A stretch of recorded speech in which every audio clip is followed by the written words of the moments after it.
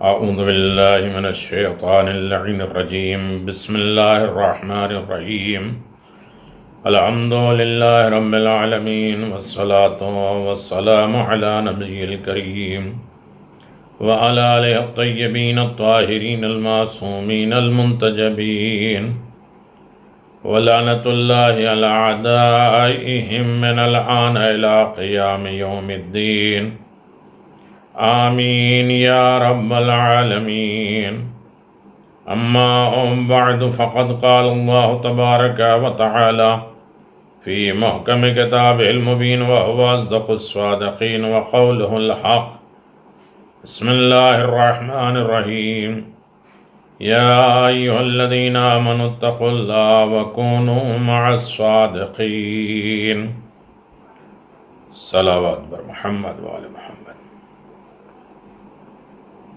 عزاداران مظلوم امام جعفر صادق علیہ السلام کی شہادت کے مناسبت سے وہ امام جو صادق ہیں، جعفر ہیں، امام صادق علیہ السلام اور فقہ جعفری پورے حیات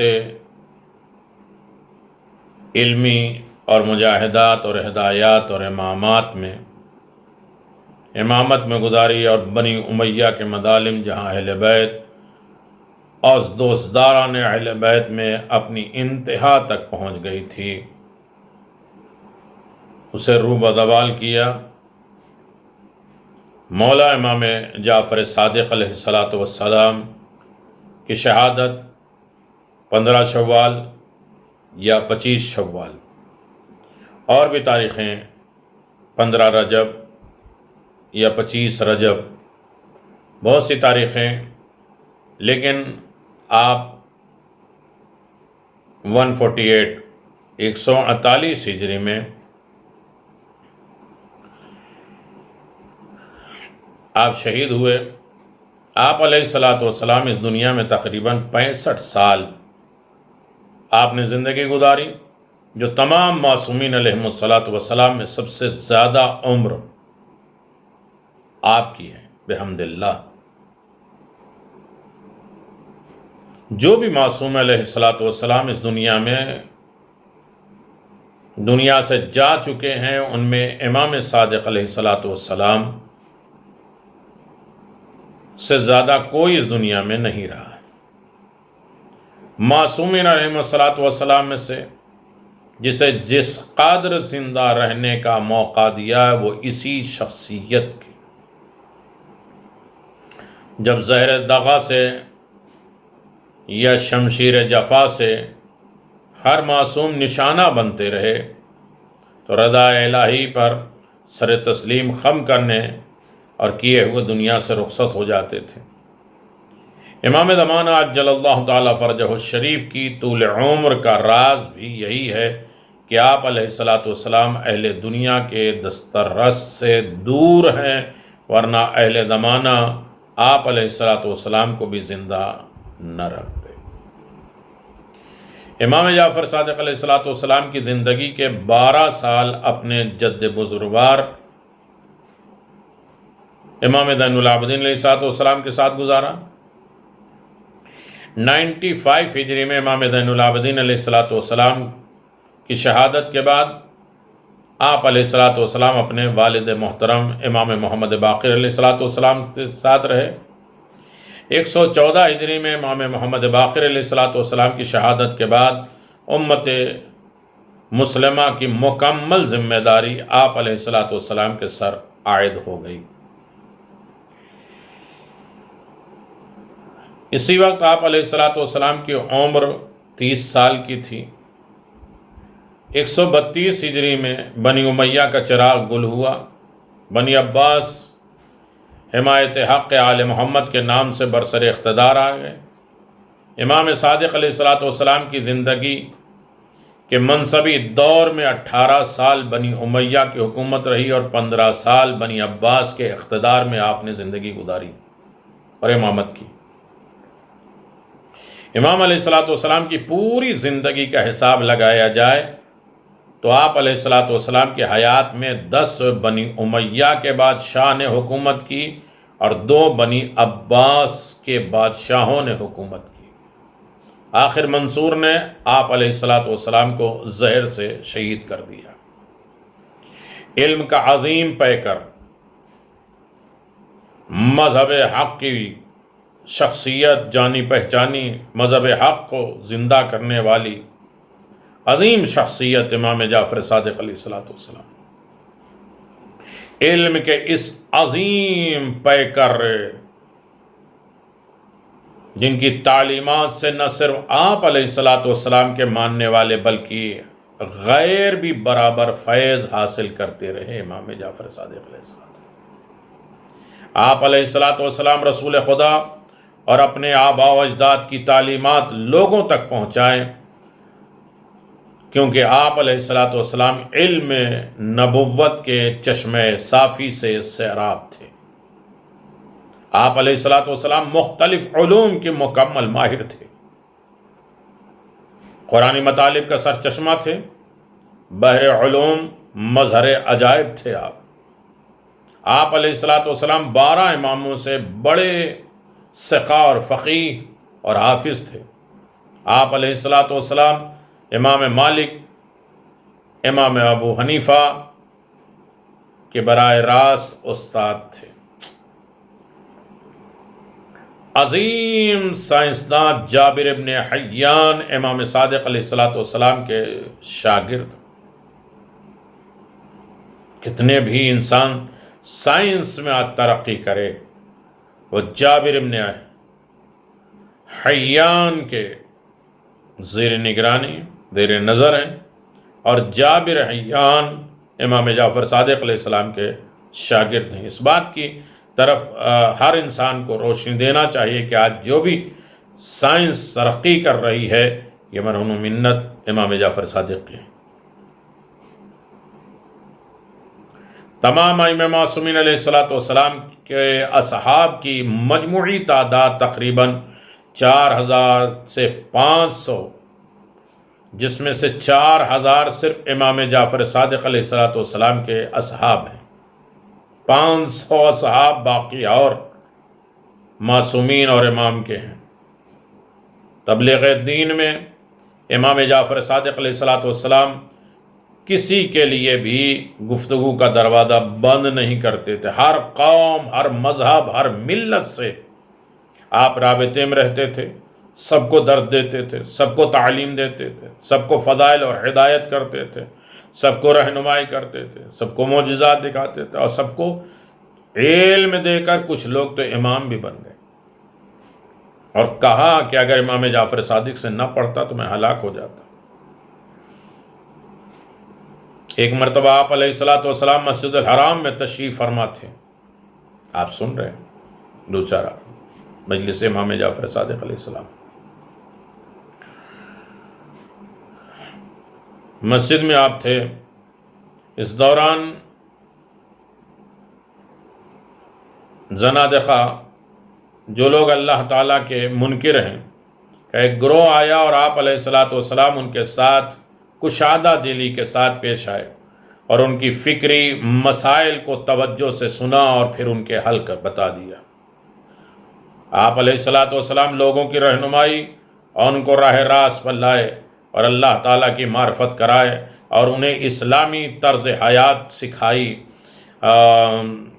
کوئی موقع ہاتھ سے جانے نہیں دیا، راہ ہدایت پہ لے آئے۔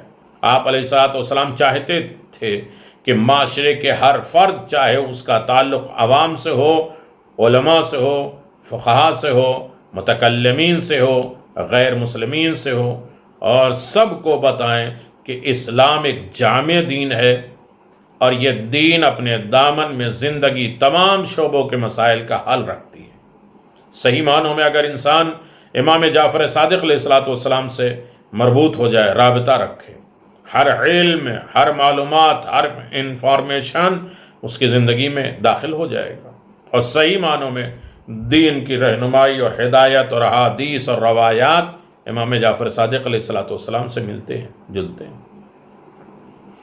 پوری انسانیت کے لیے نصیحت ہے امام جعفر صادق علیہ السلام۔ مولا امام صادق علیہ السلام فرماتے ہیں کہ مومن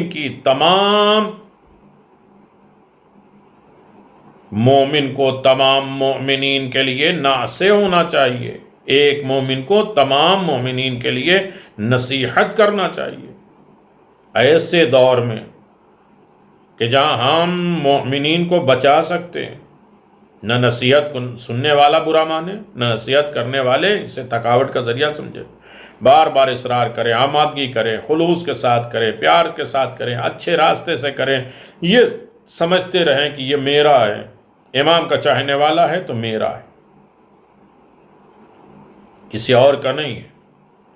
لہذا مومنین کی رہنمائی اور ان کی نصیحت کرتا ہے، یعنی آپ کے دل، عقل، بات اور موقف میں کوئی ملاوٹ نہ ہو اور نہ ملاوٹ کرنے والوں کے پیچھے چلیں۔ آپ کا دل ایک آئینہ کی طرح ہونا چاہیے جس میں تمام مسلمان یکساں نظر آئیں، اور مسلمانوں کو اس آئینے میں آپ کا ایمان نظر آئے۔ دور بہت برا ہے، ہم بھی اس مجلس کو امام کے کوئی معجزہ، کوئی واقعہ، کوئی ہدایت پڑھ کے ختم کر دیتے ہیں، لیکن علوم آل محمد ہمارا مذہب جعفری مذہب ہے۔ ہم نہ علوی کے ذریعے پہچانے جاتے ہیں، نہ باقری کے ذریعے پہچانے جاتے ہیں، نہ رضوی کے ذریعے پہچانے جاتے ہیں، ہماری فقہ جعفری ہے۔ لوگوں نے چاہا تھا کہ پورا مذہب ختم کر دیں گے، ویران کر دیں گے، لیکن امام نے ایک نئے سرے سے، نئی طاقت کے ساتھ، نئی روحانیت کے ساتھ آپ نے اس علم کو، اس فقہ کو اتنا طاقتور، پاورفل بنا دیا کہ رہتی دنیا تک فقہ مصطفی، علوی، حسنی نہیں کہی جائے گی، حسینی بھی نہیں کہی جائے گی، فقہ جعفری۔ نصیحت کرنا واجب ہے۔ امام جعفر صادق علیہ السلام فرماتے ہیں مومن پر دوسرے مومن کو نصیحت کرنا واجب ہے، چاہے وہ حاضر ہوں یا غائب ہوں۔ آج یہ ساری چیزیں دیکھیے، یوٹیوب کے ذریعے، فیس بک کے ذریعے، دیگر اور زوم کے ذریعے، گوگل کے ذریعے، سارے جو ہے دوریاں کم ہو گئی، اور ایک دوسرے سے انسان نصیحت اور فیوز حاصل کرتا رہتا ہے۔ یعنی ہر حال میں اپنے قول عمل کے ذریعے نصیحت کرے، اور اس کے حاضر ہونے یا غائب ہونے کی صورت میں اس کی خیر خواہی کا متمنی رہے، سامنے رہے تو اس کی خیر خواہی کرتا رہے، غائب رہے تو اس کے لیے بھی اچھا خیال کرتا رہے۔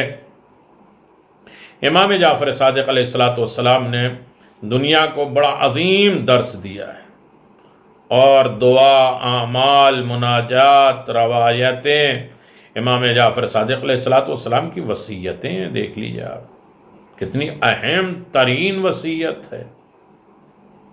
اگر ایک ہی جملے پر اگر انسان غور کر لے کہ حجت الاسلام والمسلمین حسینی قزوینی کہتے ہیں جعفری مذہب اتنا آسانی سے لوگوں تک نہیں پہنچا، بلکہ یہ خون شکنجوں سے ہوتا ہوا شیعوں کو نصیب ہوا ہے۔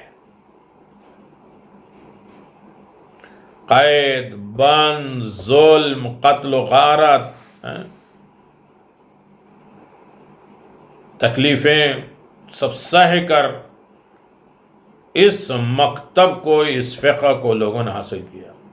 آج کے دن امام صادق علیہ السلام کے ساتھ ہم عہد کریں، وعدہ کریں کہ ہم ہمیشہ اس مذہب اور مکتب کی حفاظت کریں گے۔ فقہ جعفری ہمارا مذہب ہے، ہم اس مکتب کی حفاظت کریں گے اور اسے ہر عالم میں اپنی زندگی کے لیے ایک اہم ترین سرمایہ جانیں گے۔ آپ دیکھیے کہ امام جعفر صادق علیہ الصلاۃ والسلام نے وہ عظیم کارنامہ انجام دیا تا قیامت جس کے اثرات زندہ اور پائندہ رہیں گے۔ اسلام کے نام پر قائم رہنے والی طرح طرح کی چھوٹی چھوٹی اور جھوٹی جھوٹی دکانیں سب کو مسمار کر دیا۔ آج جو 4 مسلح میں ایک اہم ترین مسلح، اور سارے 4 مسلحوں نے امام صادقی سے تعلیم حاصل کر لی۔ امام صادق علیہ السلام نے انہیں پڑھایا، انہیں آمادہ کیا، تیار کیا۔ آج دنیا امام صادق علیہ السلام کے شاگردوں کو اپنا امام ماننے کے لیے بھی تیار ہو گئی۔ اب اگر انسان اندازہ لگائے کہ امام صادق علیہ السلام کے مصائب پر اگر غور کیا جائے، ان کی زندگی کے اہم ترین پہلوؤں پر نظر ڈالا جائے، تو امام صادق علیہ السلام چھٹے امام جعفر صادق علیہ السلام 17 ربیع الاول سن 83 ہجری میں مدینہ میں ولادت ہوئی، اور 25 شوال 148 میں 65 سال کی عمر میں مدینہ میں شہید ہوئے۔ تھوڑی سی ہسٹری ہے جس کی طرف ہمیں جاننا ہے، اور ورنہ معجزات بے پناہ ہے امام جعفر صادق علیہ السلام کے۔ آپ کی قبر شریف جنت البقیع میں امام حسن مجتبیٰ کے پہلو میں ہے۔ آپ کی امامت 34 سال 114 یا 148 تک تھی۔ آپ نے بنی امیہ 114 سے 148 ہجری تک آپ کی امامت کا دور، ظاہری امامت کا دور۔ آپ نے بنی امیہ اور بنی عباس کی جنگ سے بھی پورا استفادہ کیا اور فائدہ اٹھایا، اور یہ موقع کو تربیت اور علوم آل محمد، دین، فقہ کو عام کیا۔ 4000 اسٹوڈنٹ جن کے رہنے، کھانے، پینے، اور کتنے ایسے ہیں جو پڑھ کے چلے جاتے تھے۔ یونیورسٹی میں ہر طریقے کے طالب علم، ہر مذہب سے تعلق رکھنے والے افراد، اور ہر لینگویج پڑھنے والے، اور اکیلے امام جعفر صادق پڑھانے والے۔ 4000 شاگردوں کی تربیت کی، اور حقیقی اسلام پر ظالم حکمرانوں نے جو پردے ڈال رکھے تھے انہیں ہٹا دیا۔ منصور دوانقی دوسرا عباسی طاغوت 12 ذی الحج 136 کو مسند خلافت پہ بیٹھا، اور 6 ذی الحج 158 کو دنیا سے گزر گیا۔ اس طرح اس نے 22 سال حکومت کی، اور امام کی زندگی کے آخری 12 سال خلافت منصور ہی کے زمانے میں گزرے۔ آخرکار اسی کے حکم سے آپ کو زہر دیا گیا۔ منصور بہت خونخوار طاغوت تھا، اور اس نے اپنی حکومت کے تحفظ کے خیال سے بہت سے اہم علوی سادات کو تحقیق کیا۔ عظیم مسلمانوں کے خون سے اس کی کوہنیوں تک ہاتھ ڈوبے ہوئے تھے۔ بے پناہ ظالم جابر، اور جو بھی امام کا نام لیتا تھا اس کے اوپر ظلم۔ منصور کے کئی بار امام کو قتل کرنے کا ارادہ کیا ہے، لیکن اسے کامیابی بالکل نہیں ملی۔ آخرکار زہر سے شہید کیا۔ اور اسی مطلب کے وضاحت کے لیے آپ دیکھیں کہ امام پر منصور کی سختیاں۔ ایک دن منصور نے اپنے دربار کے وزیر ربی کو حکم دیا کہ ابھی امام جعفر صادق کو یہاں حاضر کرو۔ ربی نے حکم کے مطابق امام کو دربار میں حاضر کیا۔ منصور نے انتہائی تلخی اور غصے کے عالم میں امام سے کہا، خدا مجھے قتل کرے اگر میں تمہیں قتل نہ کروں۔ کیا تم میری سلطنت پہ اعتراض کرتے ہو؟ امام نے فرمایا، تمہیں جس نے یہ خبر دی وہ جھوٹا ہے۔ ربی کہتا ہے کہ میں نے دیکھا کہ جس وقت امام دربار میں تشریف لا رہے ہیں، آپ کے لب، آپ کے دندہ، آپ کے اوٹ ہل رہے تھے۔ منصور کے پہلو میں بیٹھے اور اس وقت بھی حرکت کر رہے تھے۔ لہجہ بلہجہ منصور کا غصہ ٹھنڈا پڑنے لگا، اور اس وقت امام منصور کے پاس سے چلے گئے۔ تو میں نے امام کا تعاقب کیا اور قریب جا کے پوچھا کہ مولا، جس وقت منصور کے پاس آپ گئے تھے اور آپ پر انتہائی غضبناک تھا، لیکن جس وقت آپ قریب پہنچے تو آپ کے لب ہل رہے تھے۔ منصور کا غصہ ٹھنڈا پڑ گیا۔ آپ اپنے لب کے اندر کیا حرکت کر رہے تھے؟ فرمایا میرے لب پر امام حسین علیہ السلام کی دعا دہرا رہا تھا، یا عدتی عند شدتی یا غوثی عند قربتی، احرسنی بعینک التی لا تنام واکفنی بکنک الذی لا یرام۔ اے مجھے طاقت عطا کرنے والے، دشواریوں میں اے اندھوں میں پناہ دینے والے، اپنی نہ سونے والے آنکھوں سے میری حفاظت کر اور مجھے استوار ستون کے سائے میں قرار دے دے۔ گھر میں آگ لگا دی گئی۔ مفصل ابن عمر کہتا ہے کہ منصور دبانقی نے مکہ اور مدینہ کے گورنر حسن ابن زید کو پیغام بھیجا کہ امام صادق علیہ السلام کا گھر جلا دیا جائے۔ اس نے اس حکم پر عمل کیا۔ پورے گھر میں آگ پھیل گئی تو امام گھر سے باہر نکلے، آنکھ پر قدم رکھ کے فرمایا انا ابن عراق الثرا وانا ابن ابراہیم خلیل اللہ، میں اس اسماعیل کا فرزند جس کے فرائض رگے اور ریشے کی طرح تمام اطراف زمین میں پھیلے ہیں، میں ابراہیم خلیل اللہ کا فرزند جس کے لیے آتش نمروز سرد ہو گئی۔ مسئلہ پوچھنے کچھ لوگ آئے، لیکن ان کے بھی فریب تھے۔ ایک شیعہ نے اپنی زوجہ کو ایک ہی نشست میں 3 طلاق دے دی۔ پھر اس نے علماء شیعہ سے پوچھا تو انہوں نے کہا کہ ایسی طلاق صحیح نہیں ہے، لیکن اس کے شوہر نے کہا کہ جب تک میں مسئلہ امام صادق سے نہ پوچھ لوں میرا دل راضی نہیں اور مطمئن نہیں ہوگا۔ وہ زمانہ ابو العباس صفاح کا تھا۔ امام اس وقت حیرا، نجف اور کوفے کے درمیان بستی میں سکونت پذیر تھے، جہاں اب وادی السلام جہاں سے شروع ہوتی۔ اس عورت کے شوہر کا بیان ہے کہ میں ہیرا گیا اور مجھے امام تک پہنچنے کی فکر تھی کہ کیسے مسئلہ پوچھوں۔ ناگاہ میں نے ایک لکڑی بیچنے والے کو دیکھا، میں اس کے پاس گیا اور میں نے اس کے تمام لکڑیاں خریدی اور تھوڑی دیر کے لیے اس کا لباس بھی مانگ کر پہن لیا اور لکڑی فروش کی آواز لگانا شروع کر دی، لکڑی لے لو، لکڑی لے لو، یا ککڑی لے لو، یا پھل لے لو، کچھ بھی ہے روایتوں میں۔ اس بہانے میں، یا کچھ کہتے ہیں کہ خربوزہ بیچ رہا، اس بہانے میں امام کے گھر کے نزدیک پہنچا اور ایک لڑکے نے گوشے سے آواز دی، اے ککڑی بیچنے والے، خربوزہ بیچنے والے، تجھے امام بلا رہے ہیں۔ جب امام کی بارگاہ میں پہنچا تو امام نے فرمایا کہ تو نے اچھا رنگ نکالا، کیا مسئلہ پوچھنا چاہتا ہے؟ میں نے امام سے مسئلہ بیان کیا۔ امام نے فرمایا اپنی زوجہ کے پاس جاؤ، تمہاری طلاق باطل ہے، تم پر کوئی کفارہ نہیں ہے۔ چوتھی چیز، منصور نے امام سے منہ کی کھائی، ذلیل ہوا، رسوا ہوا منصور امام علیہ السلام۔ ایک رات منصور کے حکم سے امام کو ننگے پیر ننگے سر اس کے دربار میں حاضر کیا گیا۔ اس نے انتہائی غصہ لہجے میں امام جعفر صادق سے کہا، ہے جعفر تم بوڑھے ہو گئے، شرم نہیں آتی کہ حکومت کے طلبگار ہو، چاہتے ہو کہ مسلمانوں کے درمیان فتنہ و فساد پھیلائیں؟ پھر نیام سے تلوار نکالی تاکہ امام کی گردن پر وار کرے۔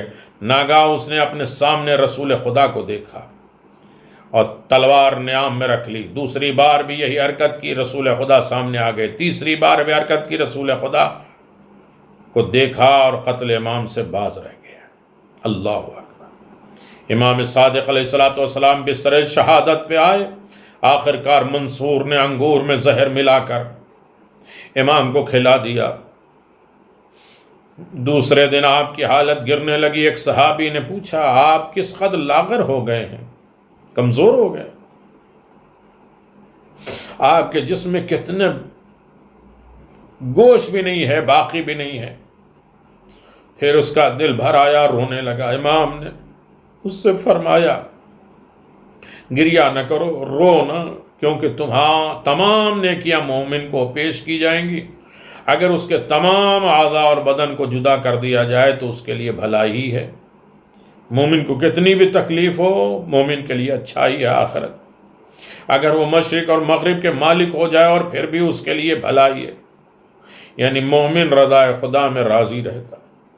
حضرت کئی بار بے ہوش ہوئے، ذرا دیر ہوش میں آتے تھے اور کچھ بات پھر کہتے تھے، پھر بے ہوش ہو جاتے تھے۔ آپ کے عظیم ترین الفاظ اور حدیثوں میں آپ نے ارشاد فرمایا کہ وقت شہادت امام نے 2 باتوں کی طرف خاص توجہ دلائی۔ جب بھی آپ ہوش میں آتے تھے، قریب بیٹھے رشتہ داروں سے آپ ان کا نام پوچھتے، اور یہاں تک کہ ان لوگوں نے آپ کے خلاف تلوار اٹھائی تھی ان کے بارے میں بھی کہتے تھے فلاں فلاں کو اتنا روپیہ دے دینا۔ جو غصے میں تھے، امام کے دشمن بھی تھے، ظاہراً رشتہ دار تھے لیکن امام کی مخالفت کرتے تھے، انہیں بھی امام دلاتے تھے۔ آپ کی کنیز سالمہ نے عرض کیا کہ جس نے آپ سے دشمنی کی اسے پیسہ دے رہے ہیں؟ فرمایا چاہتا ہوں کہ میں بھی ان لوگوں میں شامل ہو جاؤں جس کے بارے میں خدا نے فرمایا والذین یفعلون ما امر اللہ بہ ان یوصل ویخشون ربہم ویخافون سوء العذاب، سورہ رعد 21 اور 22 نمبر کی آیت۔ جو لوگ ان تعلقات کو جوڑتے ہیں جن کا خدا نے حکم دیا، یعنی صلہ رحم کرتے ہیں، خدا سے ڈرتے ہیں اور قیامت کے خوف کرتے ہیں، ان کے لیے آخرت میں عاقبت بخیر ہے۔ ابو سیر کہتے ہیں کہ شہادت کے بعد میں تعزیت کی غرض سے آپ کے کنیز زوجہ ام حبیبہ کی خدمت میں حاضر ہوا۔ انہوں نے رونا شروع کیا، میں بھی رو رہا تھا اور کہا کہ اے ابو بصیر، اگر تم امام جعفر صادق کو شہادت کے وقت دیکھتے تو بڑے عجیب چیز مشاہدہ کرتے۔ آپ نے اس وقت اپنی آنکھیں کھولی اور فرمایا بلا شبہ ہماری شفاعت انہیں نہیں ہوگی، انہیں بالکل نہیں ہوگی جو نماز کو سبک اور ہلکا سمجھتے ہوں گے۔ اسی طرح امام نے اپنے آخری پیغام پہنچایا، حضرت موسیٰ کاظم کو دوسری وصیتیں فرمائی اور قضاء الہی کو لبیک کہہ دیا۔ ہاں میرے عزیزو، جب لبیک کہہ رہے تھے تو آپ کی بیٹی بھی ساتھ میں تھی۔ امام موسیٰ کاظم سے کہا بیٹی اپنی بہن کا خیال رکھنا۔ ایک مرتبہ امام جعفر صادق علیہ السلام کے گھر کو آگ لگا دی گئی، سارا سامان لوٹ لیا گیا۔ امام کی ایک بچی 4 برس کی تھی۔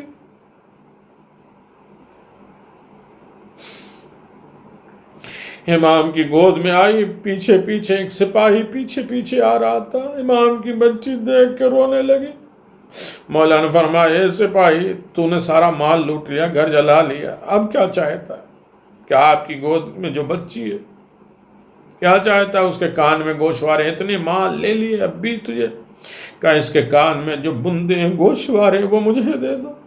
امام روئے اور اس کے آگ رک جا، اپنے ہاتھ سے اپنی بچی کے کان سے گوشوارے اتارے اور اس کے حوالے کر دیا۔